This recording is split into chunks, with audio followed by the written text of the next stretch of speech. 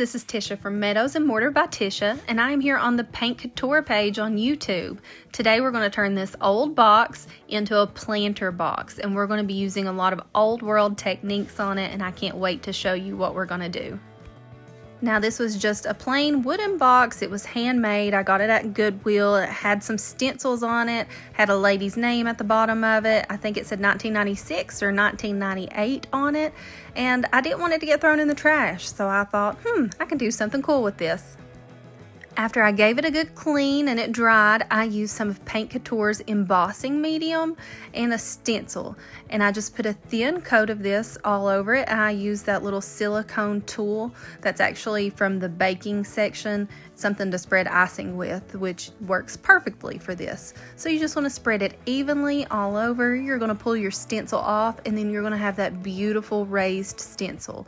And you can see I'm just trying to match it up here so that I can get a repeat pattern to be able to finish the edge of it over here.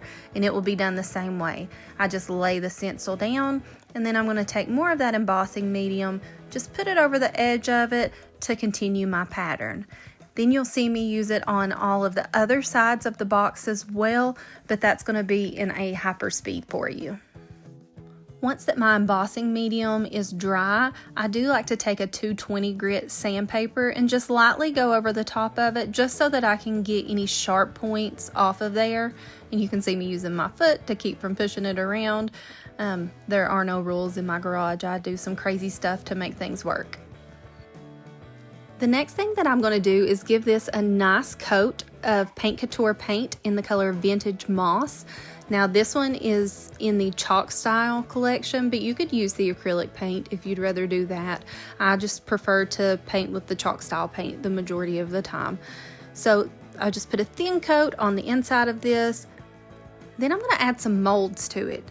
So I'm going to use air dry clay for this particular project, and I just take a little bit of cornstarch and I dust it inside of my molds, and then I take my DOS air dry clay and I just put it inside of the molds. I work it in, make sure that I'm in all the little nooks and crannies, and then I like to flip my mold over to help release the moldings to be able to get them out.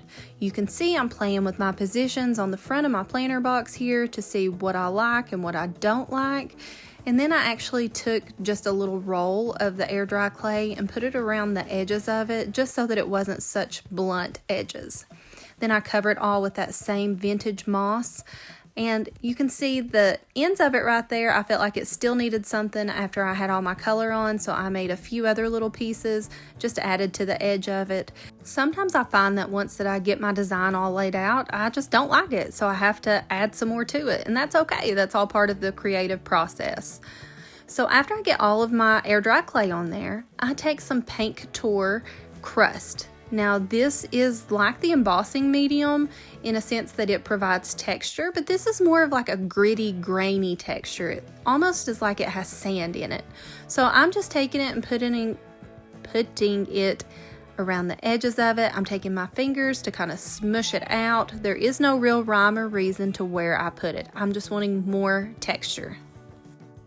Then I had some old wooden hardware pulls that I had just laying around, and I took some glue and put on the edges of it, and then you can see me take a little bit of hot glue as well to give it that immediate set, and then I'm just putting it on the bottom of this, kind of like its feet for the planter. And I would like to take the opportunity just to ask you to subscribe to the Paint Couture page if you're not already. And if you're not subscribed to my particular page, which is Meadows and Mortar by Tisha, then please do that as well.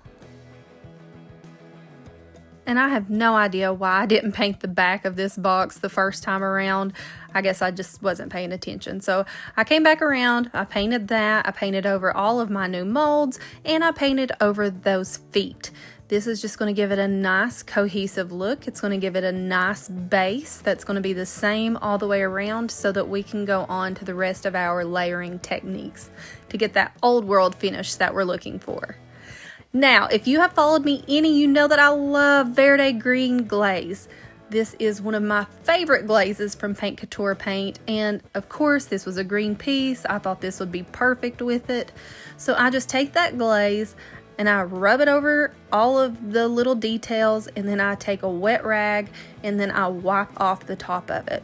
So that glaze is going to be settling into all of the detail spots, and then also where I have all of that texture at, it's going to settle inside of all of those textured spots as well.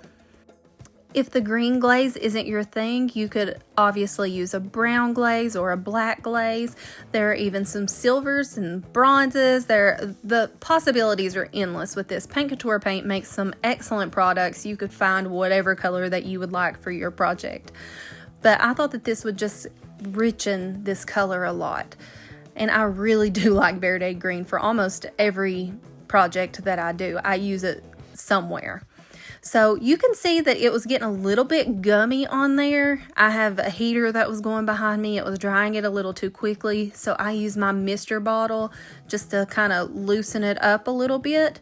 Do I have to do that? No, most of the time you don't. But I was just wanting to make this just a little bit more workable, trying to get it inside of the different porous surfaces a little bit easier, because remember, I did not seal this first. I wanted more of this Verde green to settle into that chalk style paint, and the pores inside of that are going to catch a lot more of this Verde green than if I were to have sealed it first with Extreme Guard and then tried to wipe it back.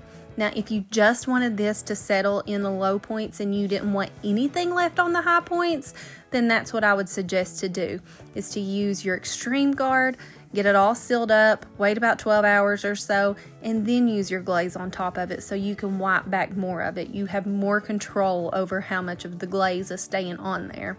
As opposed to the way that I did it here, you don't really have as much control because there's going to be a lot more soaking up into that porous paint, which is what I wanted for this particular look.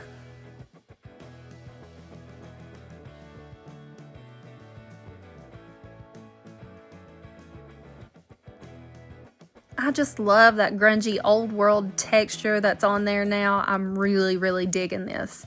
But I did want a little shimmer and shine, so I took Paint Couture, the bronze metallic paint, and I just went over top of the feet, and then I'm also going to go over top of a bunch of the high points on it. It's not going to go over the whole entire piece, but just a couple of the places that I would like to see it really pop. I then come in with some black wax, and I'm just going around the edges of all of my details to give it an even more of a smeared, like kind of smudgy look, to make it look like it has a lot of finger wear on it. Then I come back with more of that metallic paint and just hit a couple more of the high points so that I can really see that contrast between the dark and the shimmer. Then you just put some floral foam inside of it, and then whatever kind of greenery that you're wanting on top of that, or you could use florals if you wanted. But this is just what I had, and I thought that it would look perfect with this planter box. And here is the final result, and I really loved this. So once that I got it in my booth, it actually sold. I think it was 2 days later. I am just in love with this look, and I love that it doesn't look anything like that box did that we started off with. So I hope that you enjoyed this. Guys, thanks for watching, and please stick around on the Paint Couture page for more tutorials.